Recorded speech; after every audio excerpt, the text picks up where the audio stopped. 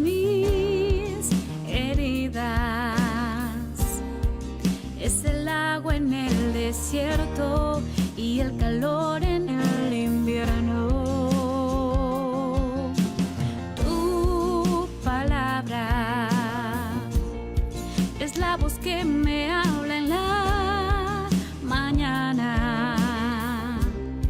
Es mi consejo cada día y en las pruebas quien me guía. Podré estar perdido como un náufrago en el mar y aún perderlo todo hasta el aliento.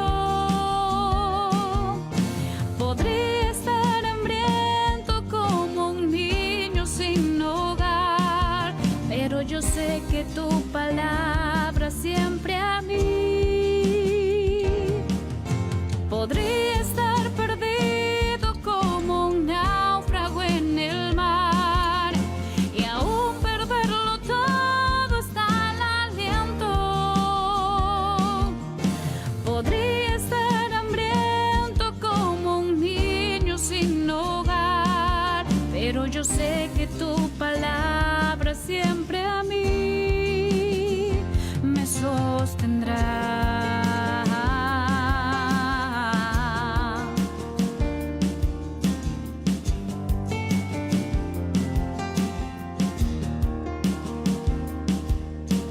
Tu palabra es como aceite sobre mis heridas.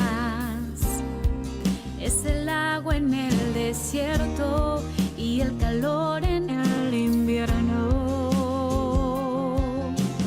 Tu palabra es la voz que me habla en la mañana. Es mi consejo cada día y en las pruebas quien me guía. Podría estar perdido como un náufrago en el mar y aún perderlo todo hasta el aliento. Podría estar hambriento como un niño sin hogar, pero yo sé que tu palabra siempre a mí. Podría estar perdido como un náufrago en el mar y aún perderlo todo hasta el aliento. Podría estar hambriento como un niño sin hogar, pero yo sé que tu palabra siempre a mí. Pero yo sé que tu palabra siempre a mí me sostendrá.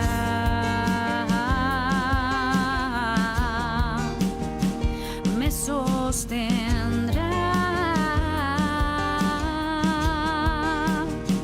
Me sostendrá.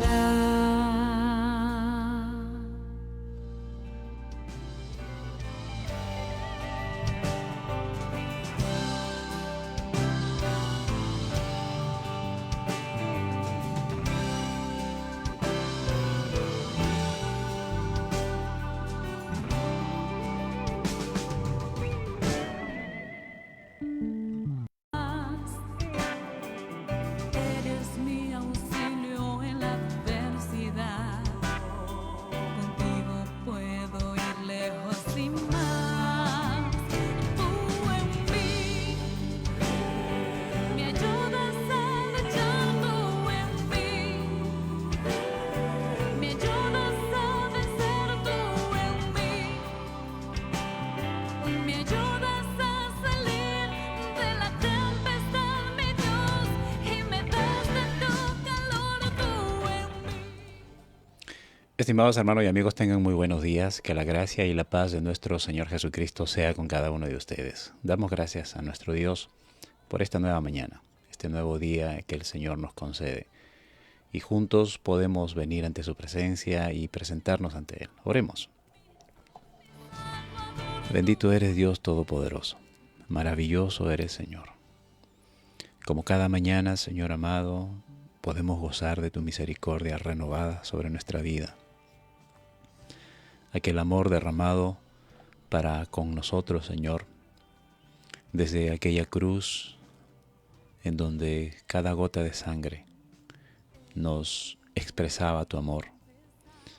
Dios mío, gracias por tu sacrificio, gracias por tu amor, gracias por todo lo bueno que eres para con cada uno de nosotros.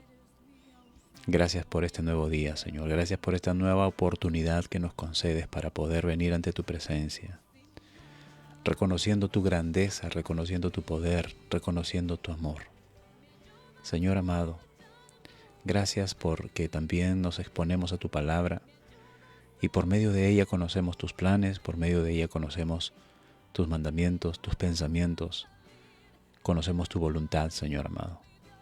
Gracias por este nuevo día, Señor. Háblanos en esta mañana, disponemos nuestro corazón, ilumina nuestros pasos con tu palabra, Señor amado. Te agradecemos por todo lo que haces por cada uno de nosotros. Gracias, Señor. Amén.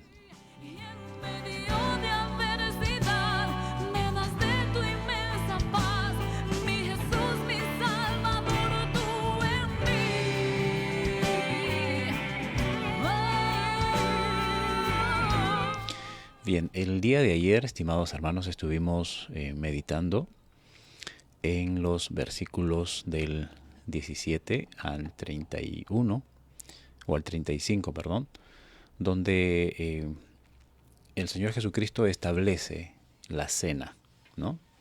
La cena del Señor. Esto nosotros lo recordamos cada cierto tiempo. Y cada vez que, como dijo el apóstol Pablo, cada vez que participamos de la mesa del Señor, recordamos la muerte de nuestro Señor Jesucristo y recordamos cómo fue molido su cuerpo, cómo fue partido su cuerpo por cada uno de nosotros, cómo fue derramada su sangre para con cada uno de nosotros. Y esto es lo que el Señor Jesucristo estableció, ¿no? Aquella noche previo al arresto de Jesús, en donde Él y sus discípulos participan de esta cena y comen de la Pascua, ¿verdad? Vimos cómo los discípulos le consultan al Señor en el versículo 17, le preguntan, ¿dónde quieres que preparemos la Pascua para que comas la Pascua?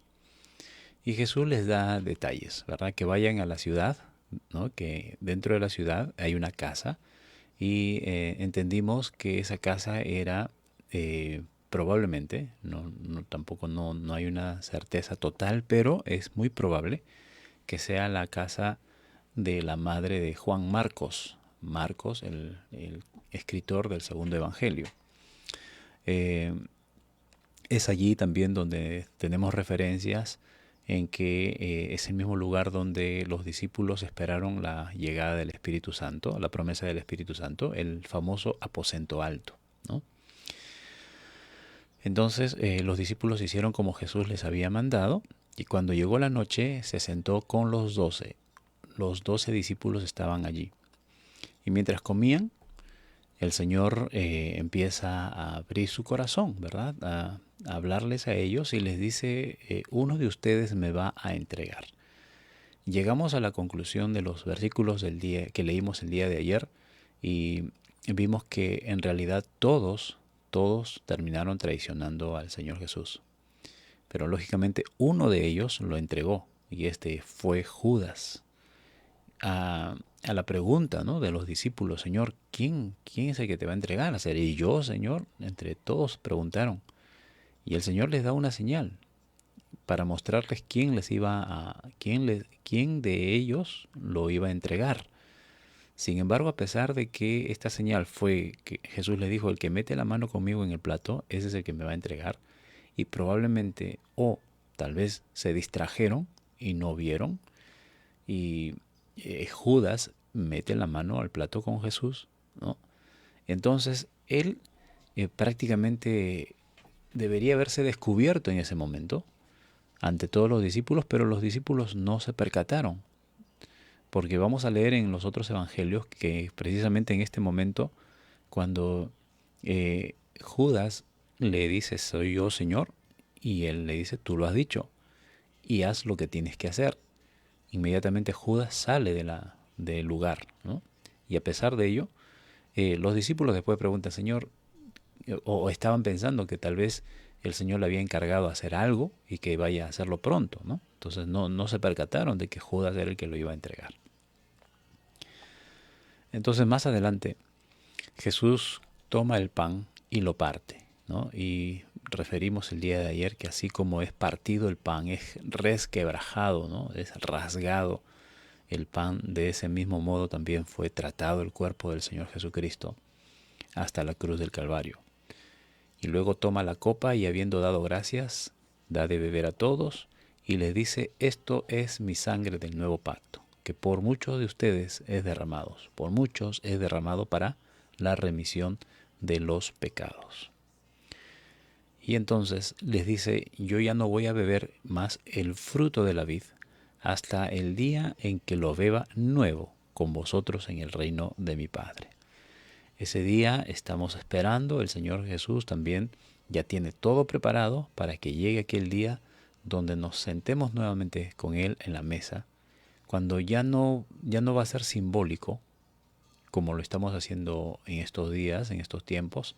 Por ejemplo, como les referí también el día de ayer, todos los primeros domingos de cada mes en la congregación se celebra la Cena del Señor. En diferentes congregaciones celebran los primer domingos de cada mes. Otros lo hacen cada otro tiempo, pero siempre que celebramos la mesa del Señor es algo simbólico, ¿verdad? Es para recordar el sacrificio de nuestro Señor Jesucristo.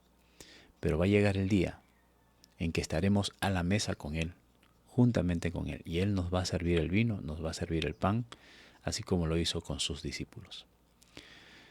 Luego, en los versículos del 30 al 35, vimos una escena muy triste, una escena de autosuficiencia, una escena de autoconfianza, ¿no? Por eso es peligroso confiar en uno mismo, ¿no? Peligroso confiar en nuestras propias fuerzas, ¿no? El proverbista decía, fíate de Jehová de todo tu corazón y no te apoyes en tu propia prudencia, porque nuestra propia prudencia pues es mala, ¿no? Es débil, es limitada, es casi nula. Frente a decisiones importantes, a situaciones en las que tenemos que tomar decisiones muy importantes, valernos de nuestra propia prudencia nos va a costar caro, nos va a costar muy caro. Y esto es lo que vimos aquí en estos pasajes, ¿no? Cuando hubieron cantado el himno, salieron al monte de los olivos. Los judíos tenían por costumbre en la noche de Pascua cantar el Salmo 115, 116, 117, 118. Según los comentaristas, le llaman a estos cánticos el halal, ¿no? Entonces es muy probable que Jesús haya cantado esos salmos en esta noche. Es el único registro que tenemos de Jesús cantando. Y lo hizo sabiendo a lo que se le venía, ¿no? Entonces, yo creo que el Señor nos ha dado este recurso muy hermoso de que nosotros podamos alabarle al Señor con el canto, con el cántico, en medio de circunstancias difíciles, en medio de circunstancias alegres, en medio de circunstancias penosas, en medio de cualquier circunstancia. Siempre va a ser propicio poder cantarle al Señor. Aunque muchos puedan decir, ¿cómo es posible que puedas cantar en estas circunstancias? Bueno, nosotros los hijos de Dios aprendemos a cantar en toda circunstancia. Recuerden al apóstol Pablo. Él estaba en el cepo, sus manos atadas, sus pies atados en una madera, pero ahí estaba cantando, ¿no? Y bueno, siguió el mejor ejemplo, el del Señor Jesucristo. Cantó a pesar de todo lo que se le venía, y él sabía todo lo que se le venía en unas horas simplemente. Entonces Jesús les dijo, todos vosotros escandalizaréis de mí esta noche. En otras palabras, me van a abandonar, se van a asustar y van a salir corriendo, porque escrito está: heriré al pastor y las ovejas del rebaño serán dispersas. Pero después que haya resucitado, iré delante de vosotros a Galilea. Y Pedro dijo: aunque todos se escandalicen, Señor, aunque todos se vayan, aunque todos huyan, salgan corriendo, yo estaré aquí, no me voy a escandalizar de ti. Y el Señor le dice: esta misma noche, Pedro, antes que cante el gallo, me habrás negado 3 veces. Y Jesús le dice: aunque sea necesario morir contigo, no te voy a negar. Y todos los discípulos dijeron lo mismo: sí, Señor, no te vamos a negar. Pero vemos horas más tarde que terminaron negando al Señor Jesucristo, o abandonando al Señor Jesucristo.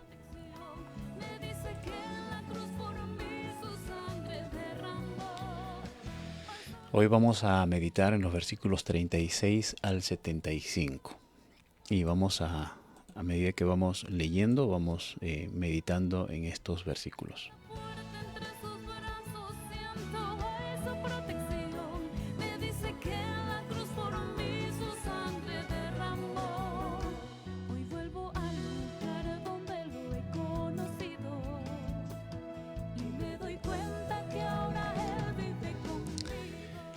El versículo 36.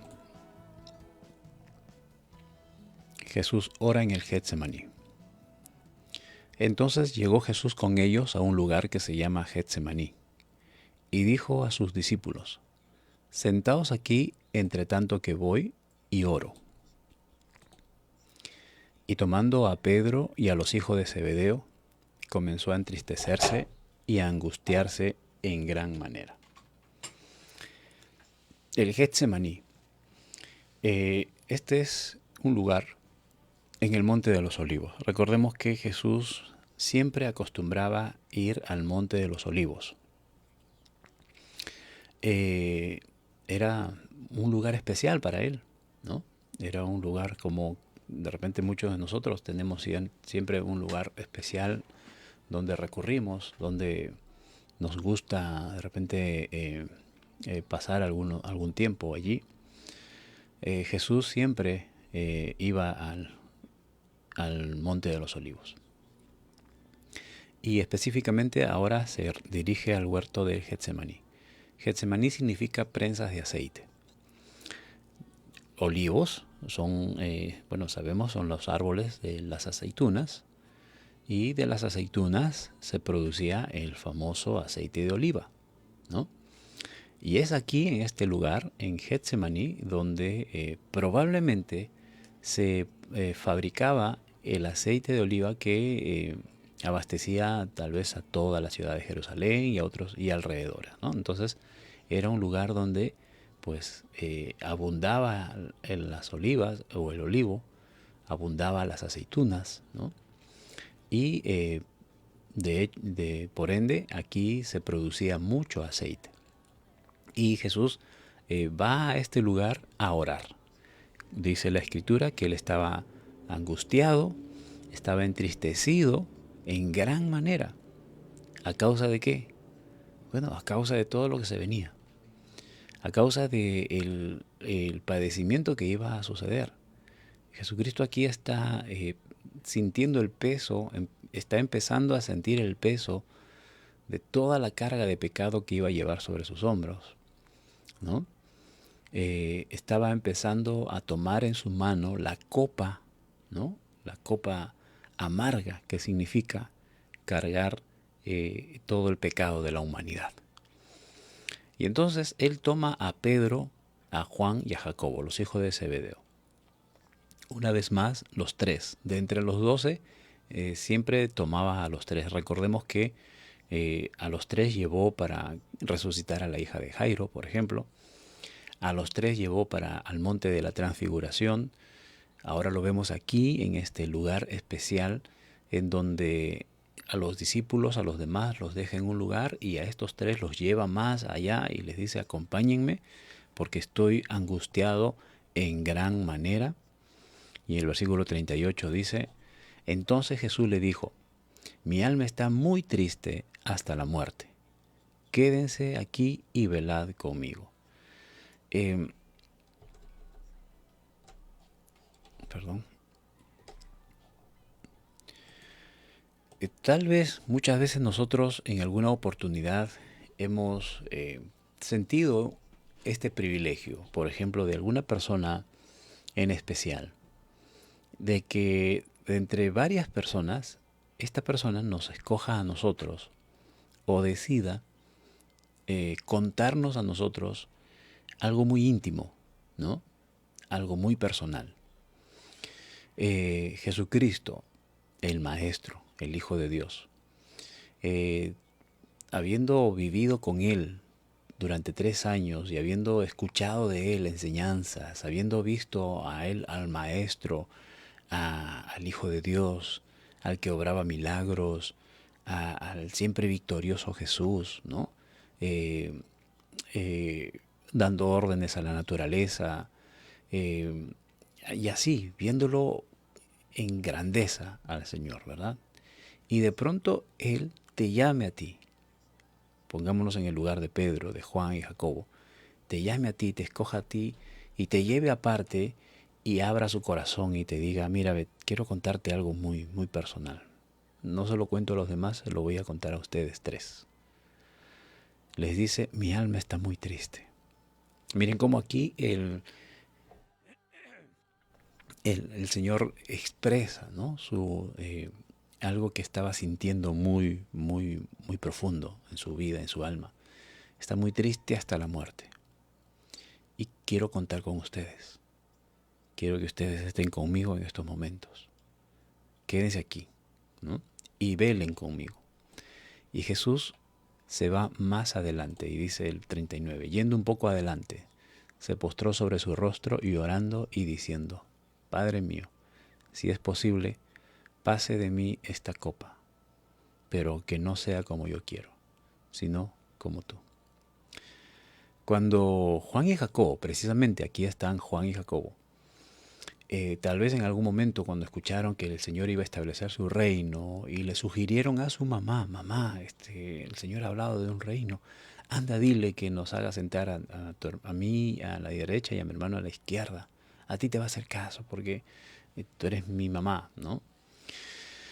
Y la mamá de estos 2 muchachos le va a decir eso al Señor. Señor, cuando en tu reino ordena que mis hijos se sienten uno a tu derecha y el otro a tu izquierda.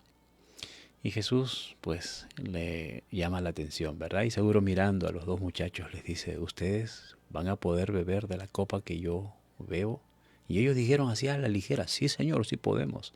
Bueno, aquí el Señor está empezando a beber esa copa. Se refería a esta copa, la copa del sufrimiento, la copa que estaba cargada de toda la inmundicia del pecado, de toda la humanidad. ¿Mm? Es como, por ejemplo,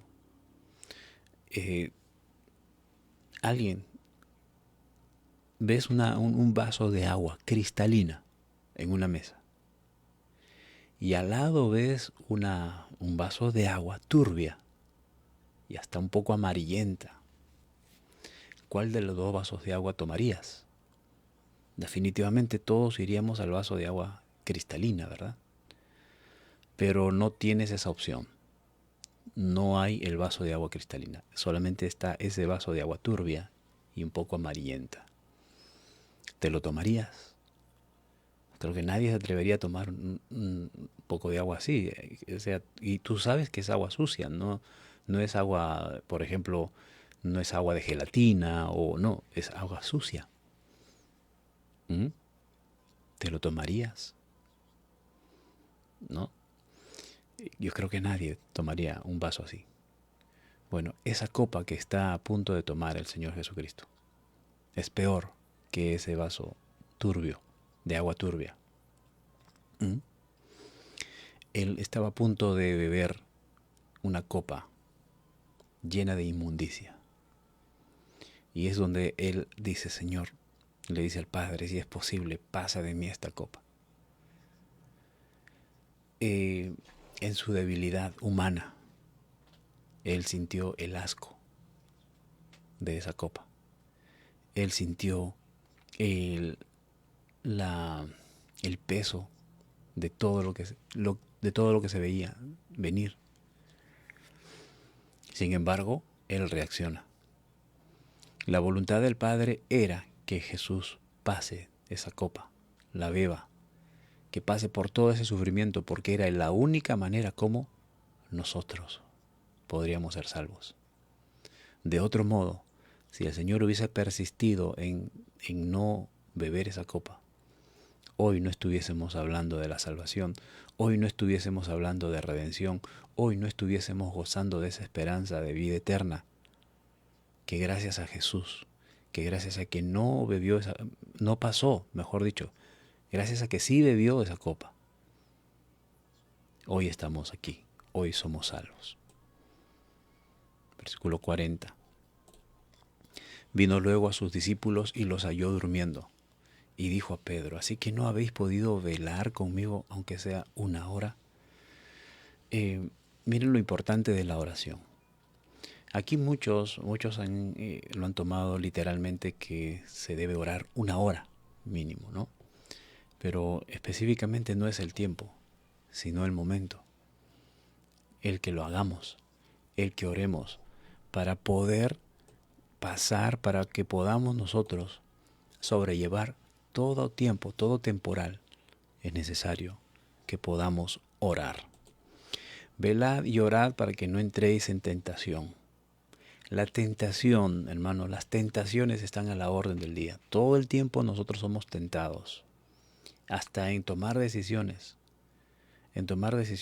que a veces, muchas veces, pueden parecer sin importancia, pero muchas de esas decisiones sin importancia, entre comillas, cambian nuestro rumbo de vida, cambian nuestra dirección en el camino. Así es que siempre es necesario estar atentos, alertas, cuando es una tentación, cuando se nos presentan tentaciones. Bueno, para poder vencer todas estas tentaciones necesitamos estar atentos y tenemos que estar orando para que no entréis en tentación, para que no entremos en tentación. Porque el espíritu a la verdad está dispuesto, pero la carne es débil. ¿Cuántas veces, como por ejemplo los discípulos, acaba de pasar con los discípulos? Pedro mismo le dijo: Señor, mi espíritu está dispuesto a ir hasta la muerte, pero no te voy a negar. Mi espíritu está dispuesto a incluso defenderte con todas mis fuerzas, pero la carne es débil. Y vamos a ver cómo en su debilidad Pedro fue vencido por la carne. 42. Otra vez fue y oró por segunda vez, diciendo: Padre mío, si no puede pasar de mí esta copa sin que yo la beba, hágase tu voluntad. Una segunda vez en que la carne empieza a aflorar, ¿verdad? Empieza a evidenciar su debilidad. Pero sin embargo, Jesucristo se repone nuevamente y le dice al Padre: no, que no se haga mi voluntad, sino tu voluntad. Nosotros tenemos mucho que aprender de esta oración, hermanos. Miren cómo el Señor, siendo Jesús, somete su voluntad a la voluntad del Padre. Contrario a muchos de nosotros, muchas veces exigimos a Dios que Él haga nuestra voluntad. Señor, tú tienes que hacer esto porque tú dijiste esto y porque tú lo prometiste, Señor, así es que tú tienes que hacerlo. O sea, tratando de exigirle al Señor. Nosotros no debemos exigir nada, no estamos en la condición de exigirle nada al Señor. 43. Vino otra vez y los halló durmiendo, porque los ojos de ellos estaban cargados de sueño. Estaban en otra sintonía, como diría un pastor, ¿verdad? Estaban en otra los discípulos. Ellos habían estado caminando todo el día, tal vez, se habían ido a preparar la cena, habían cenado. Como muchas veces, a veces nosotros tenemos ciertas actividades, ciertos eventos, y los que organizan el evento, ¿verdad?, están desde tempranas horas alistando todo, viendo que todo esté en orden, y cuando durante el servicio o durante el evento están cuidando que todo se desarrolle como se había planificado, termina el evento y ahora hay que desarmar todo, hay que regresar todo en su lugar. Y cuando termina la jornada, lo primero que uno quiere es quitarse los zapatos y tirarse a la cama, ¿verdad? A descansar. Tal vez los discípulos estaban sumamente cansados porque habían vivido un día cotidiano, un día normal, un día como cualquier otro, pero para el Señor no fue un día normal. Para el Señor no fue un día como cualquier otro. Para el Señor fue el día que estableció la cena del Señor y ahora está enfrentando una situación que en unas horas va a empezar a vivir su calvario, ¿no? El Señor estaba orando, velando, luchando contra su carne por todo lo que se veía venir, y los discípulos estaban de lo más holgados, descansando. Pero el Señor comprende nuestras debilidades, y dice, y dejándolos, se fue de nuevo y oró por tercera vez, diciendo las mismas palabras, una vez más. Miren la lucha constante, hermanos. En Lucas, si no me equivoco, él describe que en esta oración, en estos momentos, el Señor estaba totalmente angustiado, estaba totalmente estresado, estaba pasando por una crisis emocional terrible, a tal grado que sufrió hematidrosis. La ciencia ahora le llama así, hematidrosis, a lo que le sucedió al Señor Jesús. Sudó sangre, sus terminaciones sanguíneas en las partes, tanto en su rostro como en sus manos, explotaron de tal modo que empezó a sudar gruesas gotas de sangre, dice la Escritura, ¿no?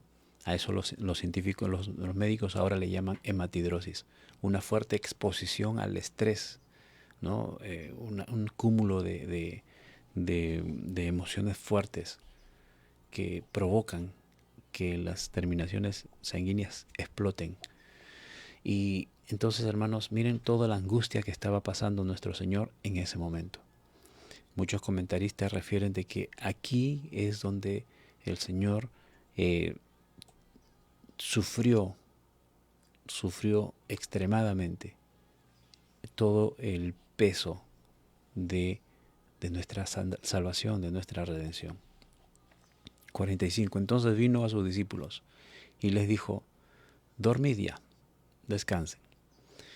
He aquí ha llegado la hora y el Hijo del Hombre es entregado en manos de pecadores. Llegó el momento en que el Señor iba a empezar a vivir todo lo que significaba, ¿no?, el proceso de nuestra salvación. Levantaos, vamos, ved, se acerca el que me entrega. ¿Quién se acercaba en ese momento? ¿Quién era el que se acercaba? Los discípulos de repente ahí comenzaron a echar de menos a alguien. Faltaba uno. Falta Judas. ¿En qué momento se fue? ¿No? Y en el versículo 47 vamos a ver cómo sucede esto, el arresto de Jesús. Mientras todavía hablaba, vino Judas. ¿Y en qué momento Judas se desapareció de ellos? Bueno, nosotros ya sabemos. Estaban allí en la cena. Cuando el Señor le dice lo que tienes que hacer, hazlo ya. Y en ese momento, cuando Judas sale, ya él había pactado con los líderes, con los sacerdotes, con los ancianos. Él ya había recibido las 30 monedas de plata. Lo único que hacía falta era que Judas identifique al Señor. Mientras todavía hablaba, vino Judas, uno de los 12, y con él mucha gente con espada y palos, de parte de los principales sacerdotes y de los ancianos del pueblo. Ellos no quisieron mancharse las manos.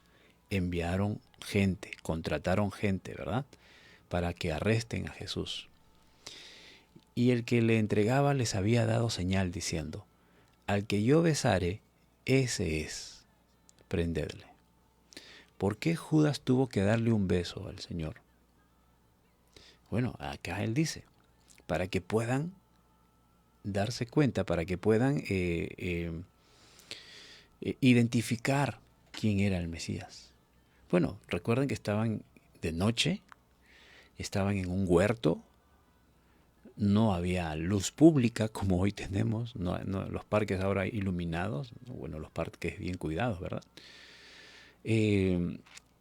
Tal vez algunas antorchas por allí que algunos discípulos habían llevado, ¿no? Pero la zona era oscura, era un huerto, ¿no?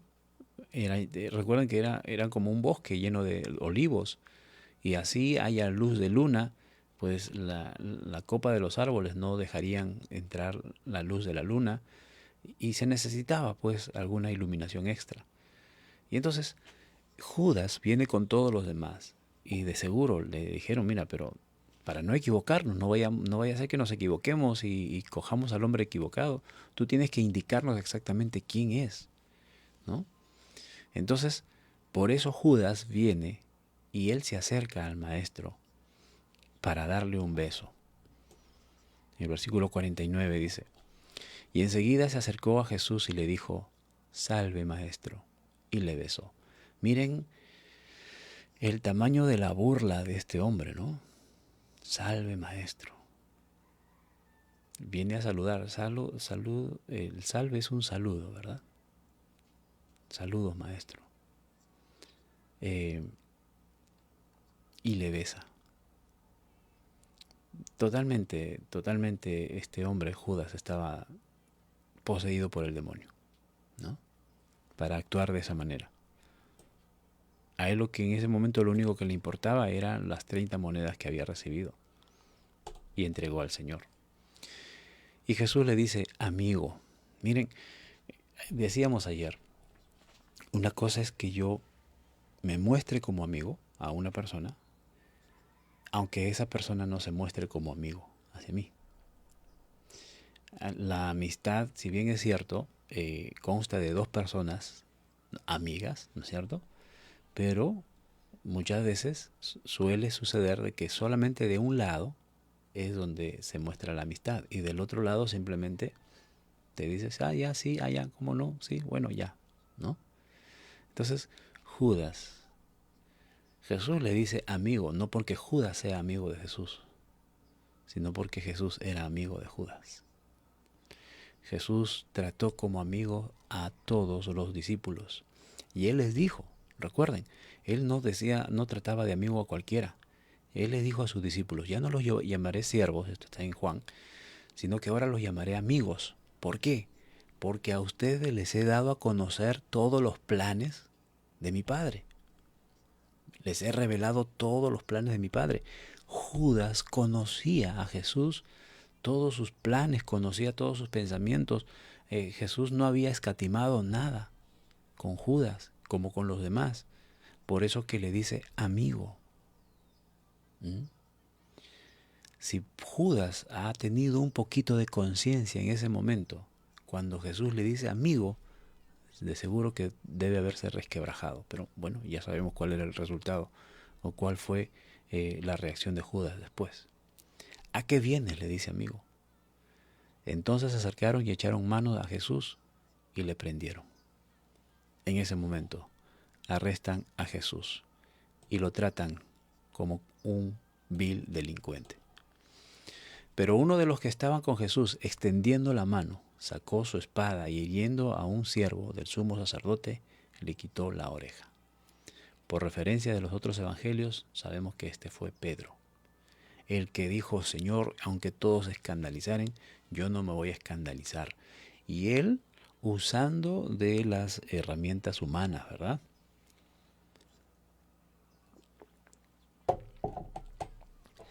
Usando de las estrategias humanas para querer de alguna manera defender al Señor.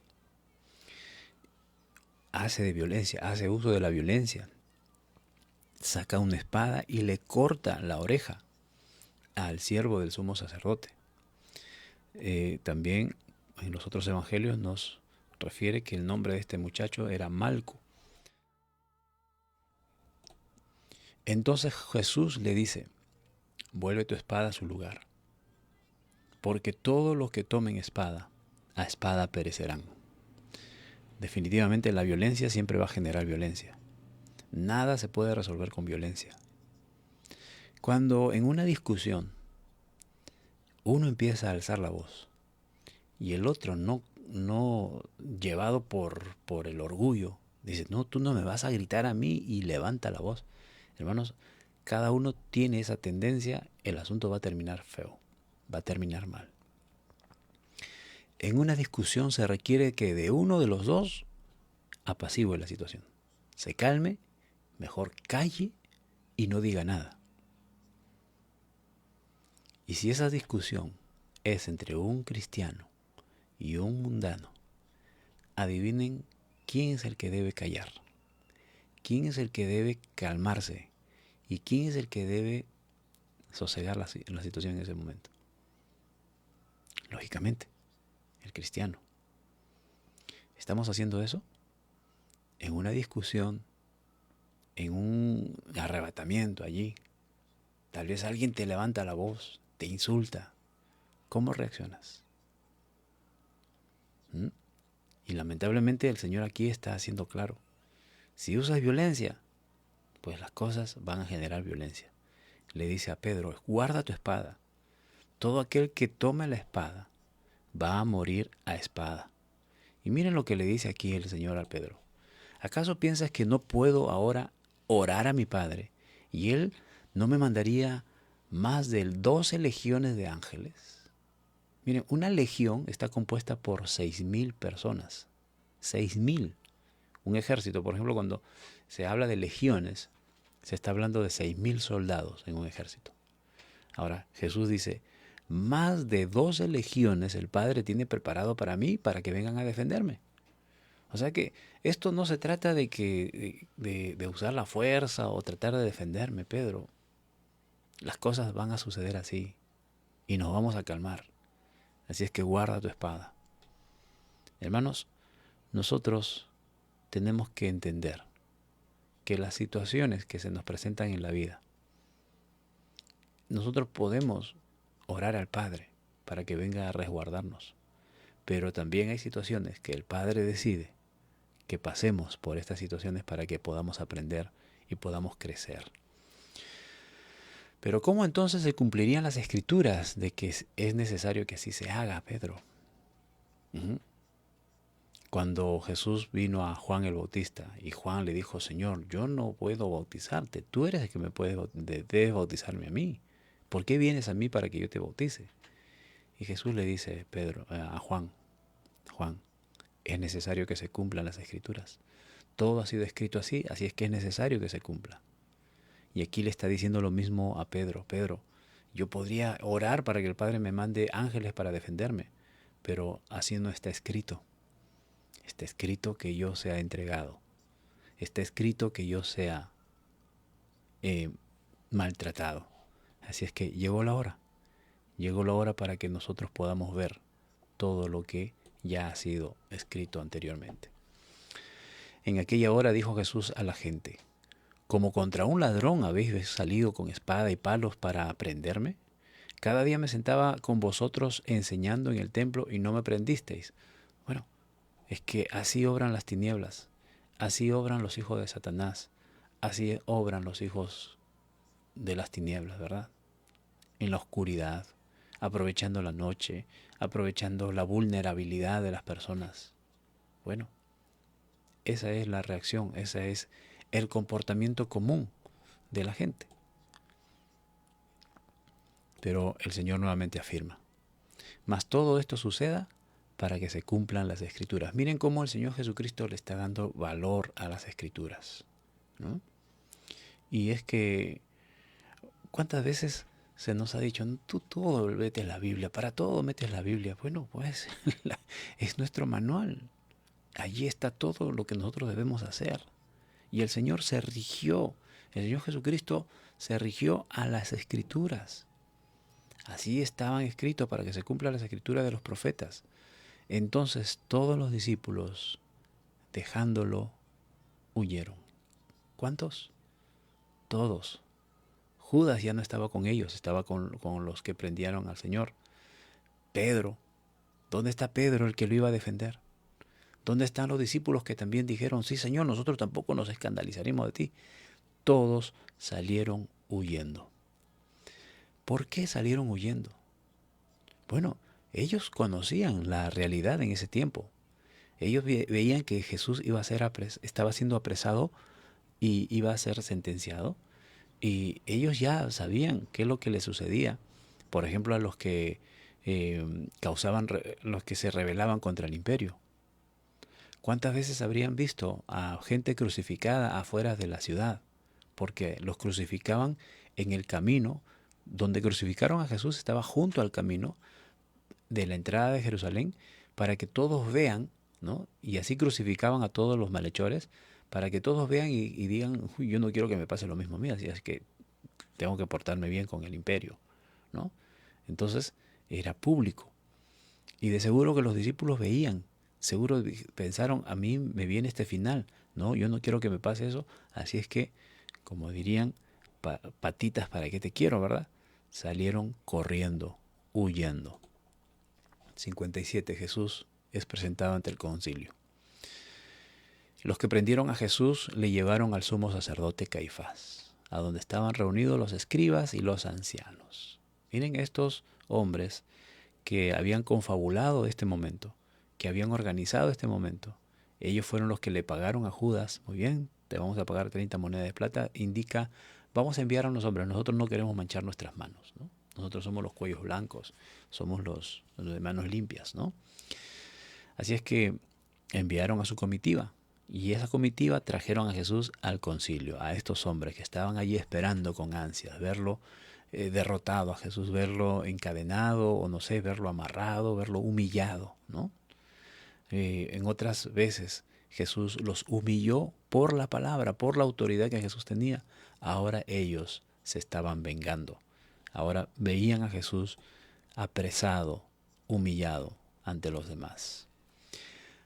Mas Pedro le seguía de lejitos. Bueno, ya está bien. Pedro reaccionó. Yo dije que iba a acompañar al Señor. Yo dije que iba a estar con Él hasta el final. Yo dije que no lo iba a abandonar. No lo voy a abandonar. Y tal vez llamó a varios. ¡Ey, ¿a dónde se van? Y se fueron. Pero Pedro, sigilosamente, a escondidas, comenzó a seguir a Jesús, de lejos. Y llegó al patio del sumo sacerdote, y entrando se sentó con los alguaciles para ver el fin, o sea, para ver hasta dónde llegaba, para ver qué le iba a acontecer al Señor. Pero ahí, a escondidas, Pedro estaba por allí siguiendo al Señor. Y los principales sacerdotes y los ancianos y todo el concilio buscaban falso testimonio contra Jesús para prenderle, para entregarle a muerte. Prácticamente, si no encontraban un falso testimonio o una razón, todo el esfuerzo que habrían hecho hubiese sido en vano, ¿verdad? A la final les hubieran tenido que dejarlo libre a Jesús, porque no encontraban nada en qué inculparlo. Es que no había nada de qué inculpar al Señor. La única manera es levantar un falso testimonio. Y eso hicieron. Aunque dice, versículo 60, no hallaron algún falso testimonio o de qué acusarle a Jesús, aunque muchos testigos falsos se presentaron, pero al fin vinieron 2 testigos falsos, ¿no? O sea, de todas las difamaciones que habían presentado con Jesús, no tenían validero, no tenían peso, con esto no nos sirve, esto no nos sirve para acusar a Jesús. Pero por allí vinieron 2, que lógicamente también habían sido instruidos, pero miren lo que dijeron. Dijeron, este dijo, puedo derribar el templo de Dios y en 3 días reedificarlo.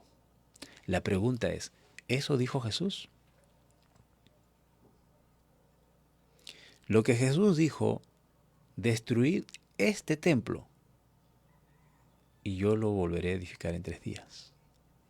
¿A qué templo se refería? Él se refería a su cuerpo.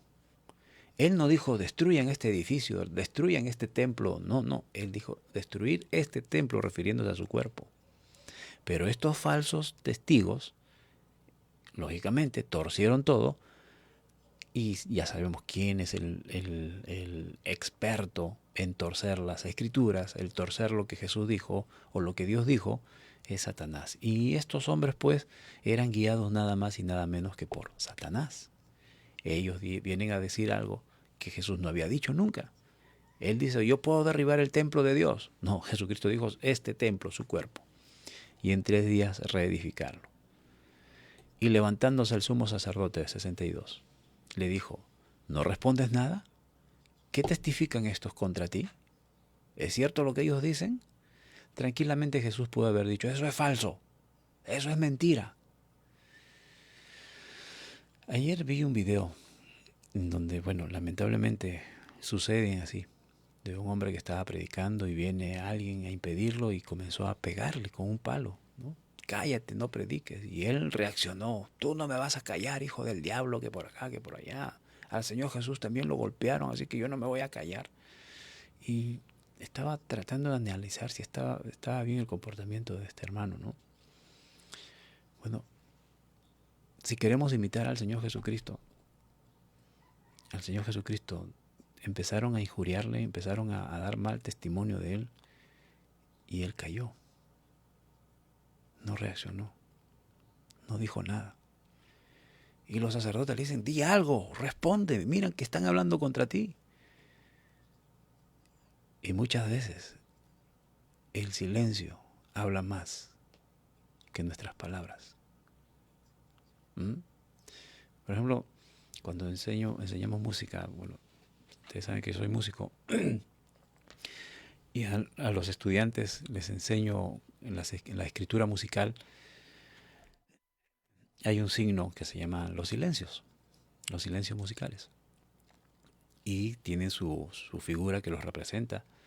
Y me preguntan, profesor, pero ¿para qué es necesario los silencios? Si son silencios, bueno, son sumamente necesarios. Muchas veces el silencio es la que determina la melodía o determina el ritmo, ¿no? Entonces, aquí está pasando lo mismo. El silencio de Jesús martillaba más que el que pueda él hablar o defenderse por sus propios labios. Habla, di algo. Y el Señor callado. ¿Cómo deberíamos reaccionar frente a un ataque? Frente a una situación así. Bueno, lo más que podemos hacer es imitar a nuestro Señor. Callarnos. Porque si nosotros hablamos, ¿cuántas veces hemos metido la pata, hermanos?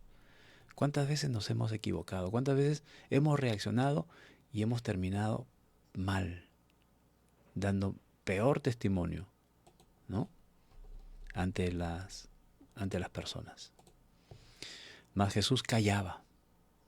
Entonces el sumo sacerdote le dijo, te conjuro por el Dios viviente, que nos digas si eres tú el Cristo, el Hijo de Dios.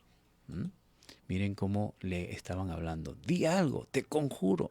Esto tiene que ver en el idioma de los brujos, de los satanistas, ¿verdad? El conjurar. Y Jesús callaba. El versículo 64. Jesús le dijo, tú lo has dicho. Y además os digo, que desde ahora veréis al Hijo del Hombre sentado a la diestra del poder de Dios y viniendo en las nubes del cielo. Si el silencio del Señor torturaba a estos hombres, ahora que el Señor dice algo, no lo dice en su defensa, sino para afirmar lo que ellos estaban especulando. ¿Eres tú el Hijo de Dios? Y Jesús le dice, tú lo estás diciendo. Y es más, ahora me verán sentado a la diestra del poder de Dios. Esto totalmente desarmó a todo el mundo, a todos estos líderes. 65. Entonces el sumo sacerdote rasgó sus vestiduras diciendo, ha blasfemado. ¿Qué más necesidad tenemos de testigos? Aquí ahora mismo habéis oído su blasfemia. Qué indignación, ¿verdad? Qué indignante estas palabras de estos hombres hipócritas. Ellos están acusando al Hijo de Dios. Ellos están juzgando al Cristo, al Mesías. Ellos están blasfemando. Ellos están cometiendo el más grave error de sus vidas. Sin embargo, ciegos, ellos dicen, Él, hablando de Jesús, está blasfemando, ¿no? 66. ¿Qué os parece? Y respondiendo ellos dijeron, es digno de muerte, es reo de muerte, es necesario castigarlo a la muerte. Entonces le escupieron en el rostro y le dieron de puñetazos y otros le abofeteaban. Wow, qué terrible. Miren hasta dónde llega la ceguera humana.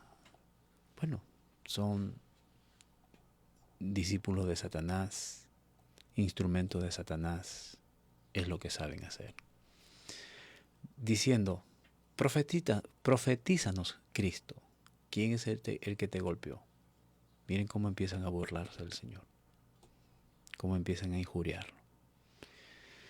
Y lo que vamos a ver a continuación son los versículos más tristes que podríamos leer en este momento, ¿verdad? Pedro niega a Jesús. No hay nada más triste, hermanos, que negar a nuestro Señor. Pedro estaba sentado fuera en el patio y se le acercó una criada diciendo, tú también estabas con Jesús, el Galileo. ¿Por qué lo reconocieron? Bueno, Pedro era el que más saltaba a la vista de todos los 12 discípulos, ¿verdad? Si bien es cierto, Juan estaba a su lado, pero el que más llamaba la atención era Pedro. Y de alguna u otra manera, la gente que muchas veces seguía, esta misma gente que ahora estaban acusando a Jesús, ellos estaban atrás de Jesús por un favor, por alguna necesidad, por sanidad o por lo que muchas veces la gente sigue a Jesús solamente por sus propios intereses, ¿verdad? Y seguro que ellos vieron a Pedro, ¿no? Lo reconocieron y esta muchacha lo reconoce. Dice, tú eres uno de ellos. Tú estabas con Jesús, el Galileo. Y miren la reacción del hombre que dijo, nunca te voy a negar, nunca me voy a escandalizar de ti. Mas él negó delante de todos, diciendo, no sé lo que dices, mujer. Una. Luego dice el versículo 71, saliendo él a la puerta y le vio otra de las siervas del sumo sacerdote. Y le dijo a los que estaban allí, también este estaba con Jesús, el Nazareno, otra vez, ¿verdad? Esta palabra Nazareno. Recordemos que esto era un insulto para Jesús, decirle el Nazareno. Y a Pedro le dicen, tú también estabas con él, tú estabas con Jesús, el Nazareno. Y por segunda vez Pedro negó otra vez y con juramento, diciendo, no conozco a este hombre. Primero miente. Primero dice, no, yo no sé lo que tú me hablas. Y él sí sabía lo que estaba hablando, de qué estaba hablando. Él miente al decir que no conoce a Jesús. Ahora él, a su mentira, le suma un juramento. Juro que no lo conozco, que no conozco a este hombre. Miren cómo el pecado va generando pecados peores, ¿verdad? Primero fue una mentira, ahora sumado a la mentira, un juramento, sabiendo que no debería jurar en vano. Ahora él jura que no conoce a Jesús. Un poco después, acercándose los que por allí estaban, dijeron a Pedro, verdaderamente tú eres uno de ellos, porque aún tu manera de hablar te descubre. Miren, esto es algo natural. Todos los seguidores de una persona quieren hablar como esa persona, quieren vestir como esa persona, quieren aparentar como esa persona, quieren parecerse a esa persona a quien admiran, ¿verdad? Y pues miren, los discípulos habían caminado con Jesús 3 años. O sea, ya se habían mimetizado tanto, ya estaban tan compenetrados que hasta probablemente vestían como Jesús. Y hasta habían optado el estilo de hablar de Jesús, la manera de caminar de Jesús. Era su maestro, ellos eran discípulos, ¿no? Entonces, eso Pedro hasta aparentaba, ¿no? Hasta se parecía a Jesús, por eso le dijeron, tú eres uno de ellos. Pero miren lo que sucede, lamentablemente. Entonces él comenzó a maldecir. Wow. Primero miente, luego le añade un juramento falso y ahora maldice miren, comenzó a maldecir y a jurar y sigue jurando. No conozco al hombre.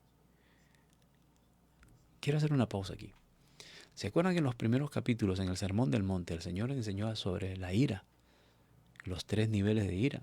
El enojo, que es natural, que todos, tanto cristianos como no cristianos, nos vamos a enojar por diversas circunstancias. Pero a ese nivel es lo único que nosotros debemos llegar como cristianos. Porque dice la Biblia, enojaos, pero no pequéis. ¿No es cierto? O sea, podemos enojarnos por cualquier circunstancia, pero inmediatamente tenemos que remediar la situación y no dejar que el sol se oculte en nuestro enojo, ¿verdad? Tenemos que reconciliarnos inmediatamente. ¿Cuál es el segundo nivel? Es decirle, insultar a tu hermano, decirle necio, ¿no? Si le dices necio, o sea, ya empiezas a insultar, a burlarte de tu hermano. Entonces, a ese nivel los cristianos no deben llegar.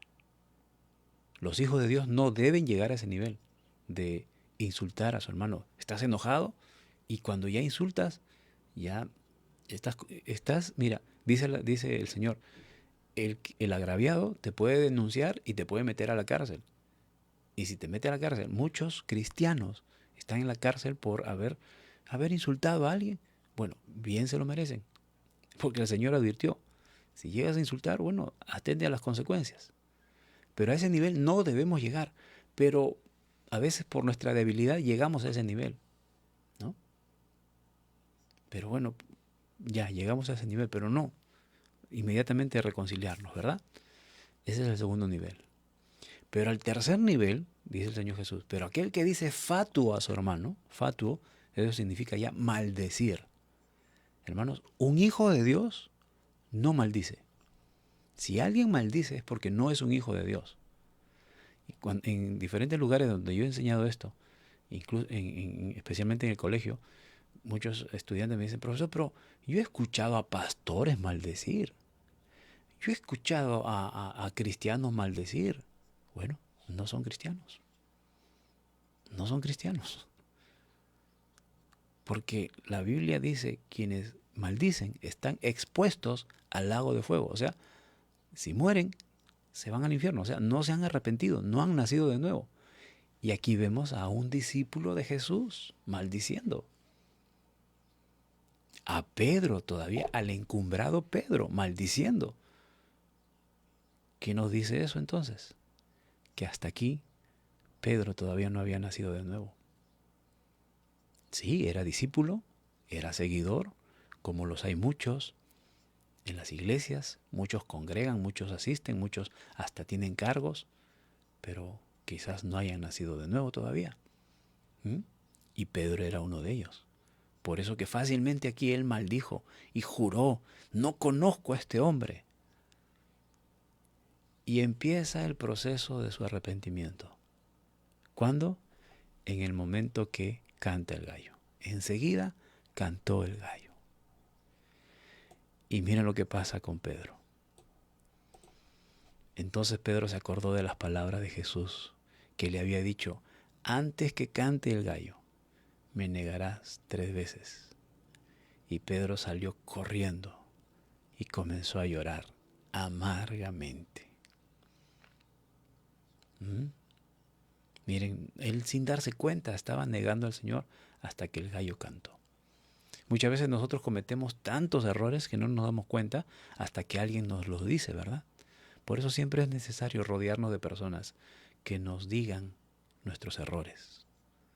Yo tengo una persona que siempre me dice mis errores y a veces me los dice todos los días. Es mi esposa. Y yo le doy gracias a Dios por ella, que siempre está observándome ahí. ¡Ey! ¿Y esto? Y yo le agradezco, ¿no? A veces me fastidia, me molesta, pero bueno, es lo que me corresponde. Y aquí a Pedro tuvo que hablarle un gallo.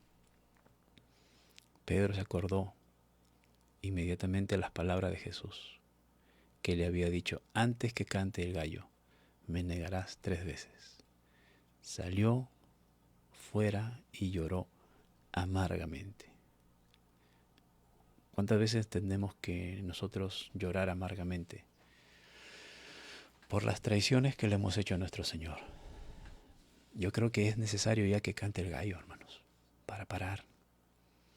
Porque mientras no cante el gallo, de seguro que vamos a seguir negando al Señor, vamos a seguir... ahora, no necesariamente yo tengo que decir, no lo conozco. Muchas veces nuestras actitudes. Leí un párrafo, una frase del predicador Spurgeon, Charles Spurgeon, ¿no? Que no basta solamente con conocer, con decir que soy cristiano, sino que es necesario demostrarlo, ¿no? Muchas veces nosotros, con nuestras actitudes, y eso ya lo hemos dicho innumerables veces, con nuestras actitudes negamos al Señor. No es necesario decir, no, yo no lo conozco, pero nuestro testimonio dirá que conocemos al Señor. La gente que nos rodea dirá, oye, sí, Él es cristiano, porque se nota que es cristiano. O dirá que Él es cristiano, y así es cristiano. Yo creo que es necesario que el gallo cante, ¿verdad? Necesitamos que el gallo cante en nuestras orejas muchas veces, para dejar de negar a nuestro Señor. Amén.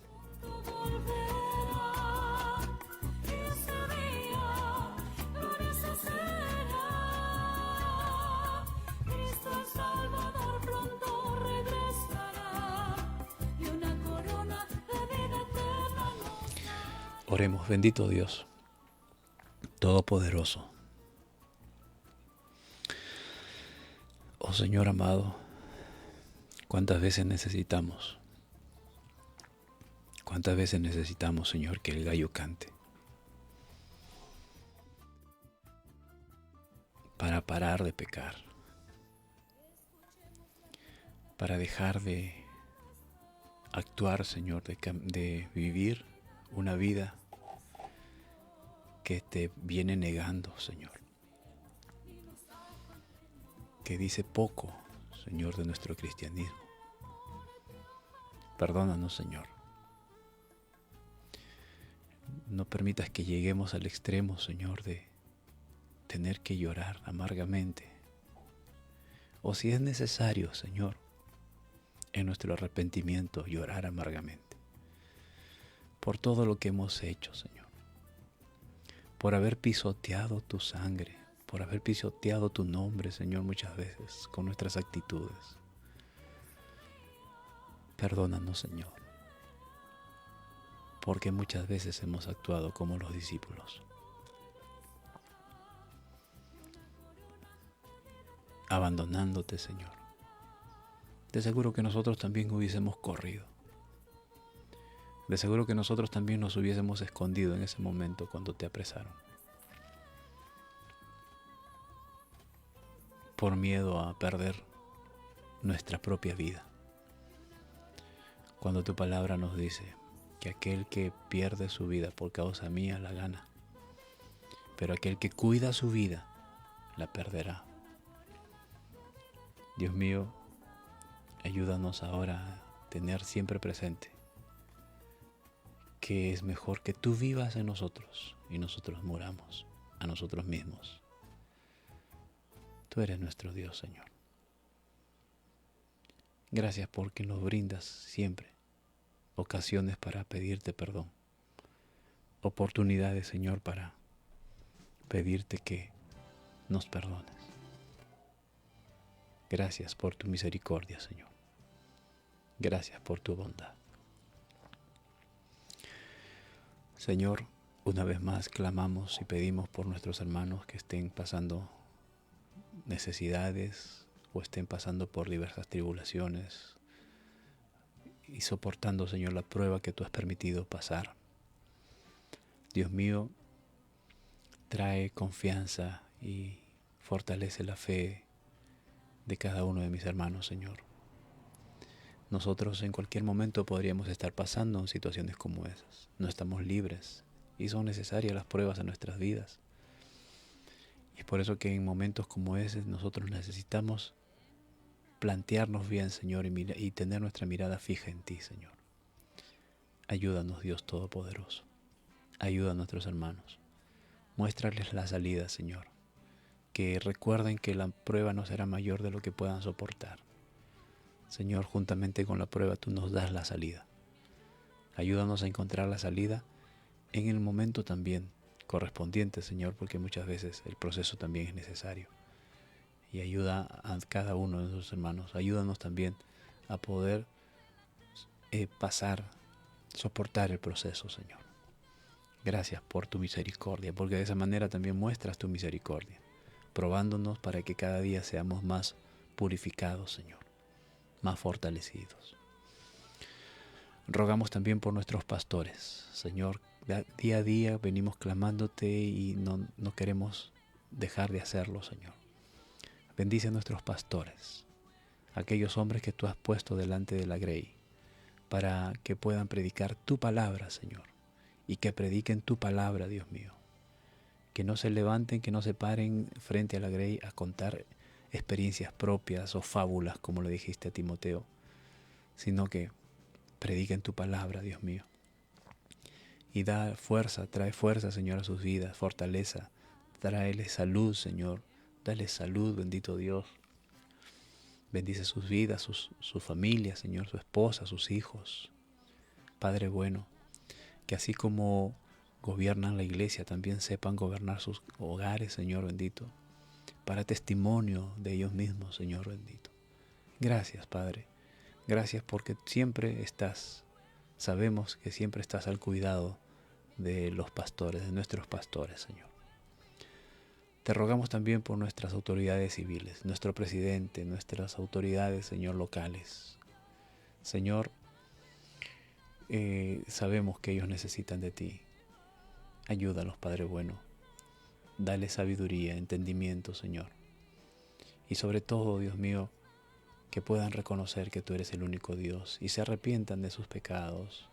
Es necesario, Señor, que ellos también puedan reconocerte como el único dador de la sabiduría. Ellos necesitan de tu sabiduría, Señor. Ten misericordia de nuestra nación y ten misericordia de nuestros gobernantes, Señor. Padre bueno, también te pido por mis hermanos, que cada día se unen, Señor, cada mañana se unen a este tiempo. Sean sus vidas llenas de bendición, llenos de tu protección. En tus manos, Señor, los encomiendo. A ellos, sus familias, sus hogares. Y gracias, Padre, por renovar nuestras fuerzas cada mañana para continuar con este tiempo, Señor. Y hasta donde tú lo desees, hasta donde tú lo permitas, Dios mío, seguiremos sirviéndote y sirviendo a nuestros hermanos, sirviendo a la iglesia, Señor. Gracias por tu misericordia. Amén. Amén.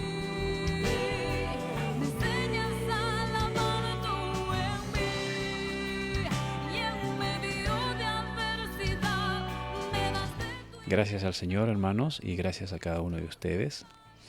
Estimado Genaro Chero, Dios te bendiga.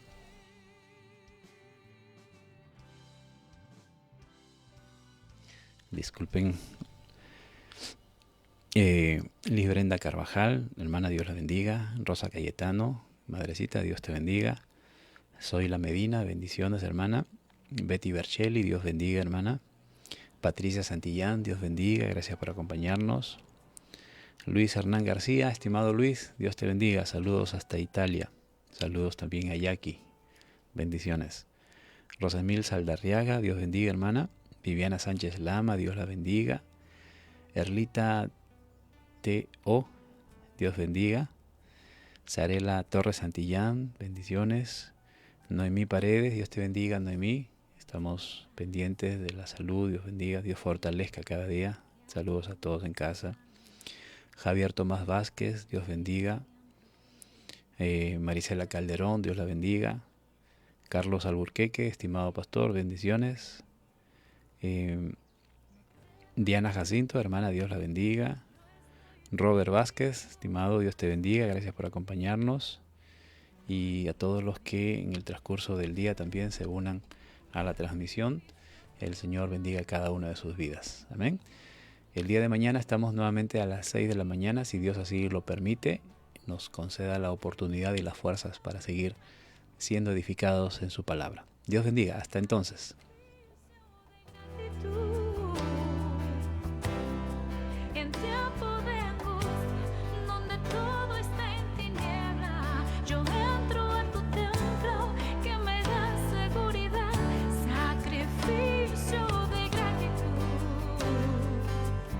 sacrificio de gratitud.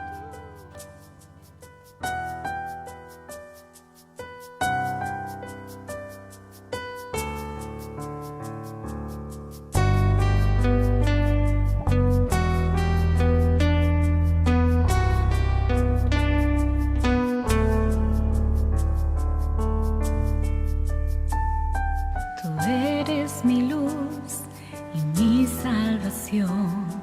No tengo de qué atemorizarme. Tú eres quien protege mi vida y corazón. No tengo por qué temer. No temas, dice Dios, que yo estoy contigo a tu alrededor. No hay que temer, elévame un sacrificio de alabanza, que yo estaré contigo. Sacrificio de gratitud,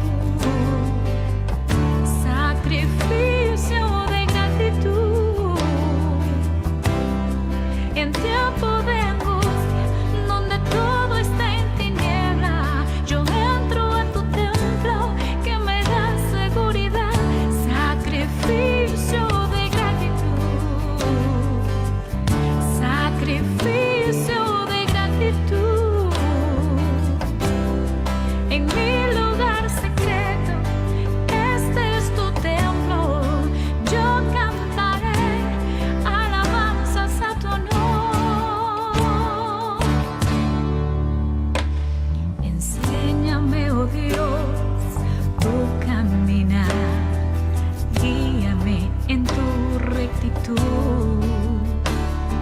Es por tu bondad y tu fidelidad que estás cerca de mí. Seguro que yo desmayaría si no hubiera visto tu gran bondad. Elevaré un sacrificio de alabanza, porque tú